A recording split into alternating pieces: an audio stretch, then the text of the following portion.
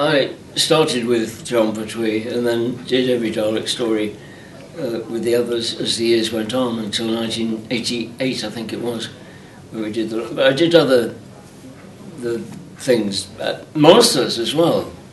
Yeah, you did all sorts, didn't you? And, yeah. I remember Wookiee Hole. We were all in Wookiee Hole. Oh yes, now that was one called Revenge of the Cybermen, right? Was it? Yeah. You'll tell me. It was because... and we had these hideous masks with the white... What were they called? I think they're called the Vogons. Would that be right?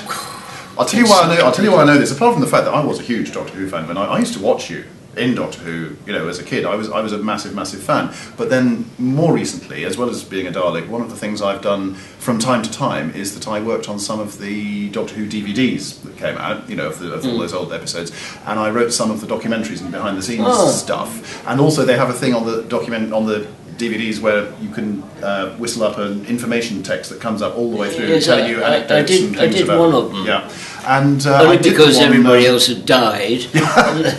But one of the ones I did was that particular episode, so I did all the information text for Revenge of the Cybermen, which was the one shot in Wookiee Hole. So I don't know how much of it I remember now, but when I was doing it a while ago, I could remember every single bit of fact. And Michael Bryant directed it. I remember that because his wife at the time came visiting, and we were in these hideous, ghastly masks.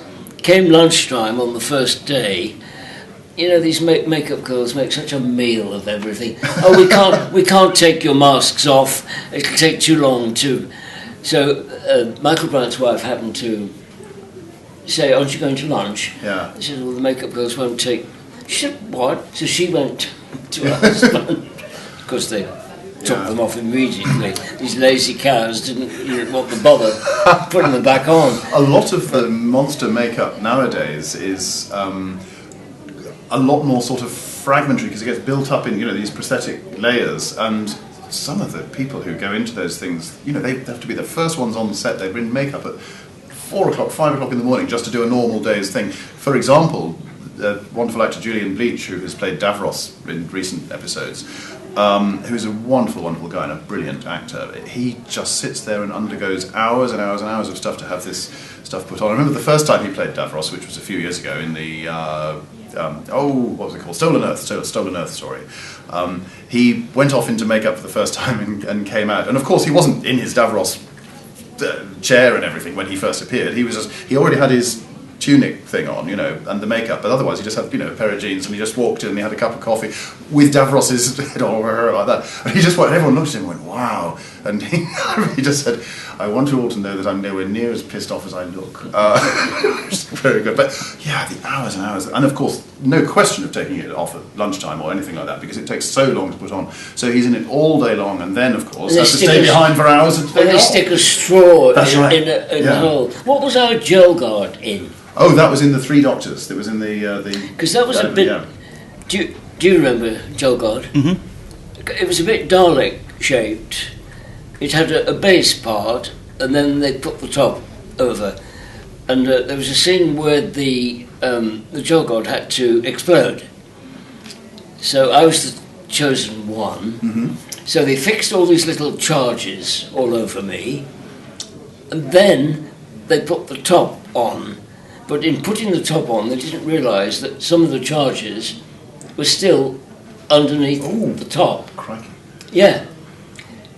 Action, and these little charges all started, and it filled with smoke. Whenever there was a Dalek explosion, they took us out, took you out of the Dalek. Because one that happened, I mean, luckily I'm happy to say the same is true with us when they're actually blowing one up, but we did one called Daleks in Manhattan, which was, we didn't sadly get to go to Manhattan, we got to go to various sort of back streets in South Wales, but that's okay.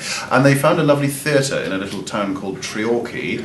The one you were I was mentioning earlier on, and on the stage, because there's a scene where the Daleks had to burst their way into the back of this theatre and come down the stage, and yes, one of the challenges that we faced on that particular day was that the stage of the theatre, as you know, of course, theatres, particularly old theatres, have what's called a rake, which means that the stage slopes down towards the audience. It's to do with sight lines and making sure that everyone can see it properly. So it looks like it's flat if you're in the audience, but in real life, and this had a really quite steep rake, and of course, when you're in a Dalek, that presents a certain issue straight away. So we were sort of backing, as it were, applying the brakes with our feet as best we could as we were coming down, rehearsing it. But then, of course, so we had a few rehearsals. They battened a piece of wood onto the bit further down so that if we did go out of control, we would at least hit that and not just career into the orchestra pit and kill David Tennant, who was down there confronting us, and probably kill ourselves in the process too. But that was fine in the rehearsal.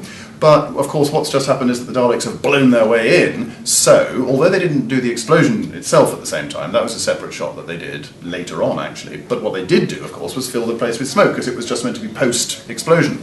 So, rehearse, all fine, back to your marks, and then the guy with the smoke gun came around, and lots of smoke, and the director going, yeah, no, bit more smoke, and it just went right up inside our Daleks. And once it's in, it's good. And I was sitting in a box of smoke. I suddenly couldn't see at all. I just smoke.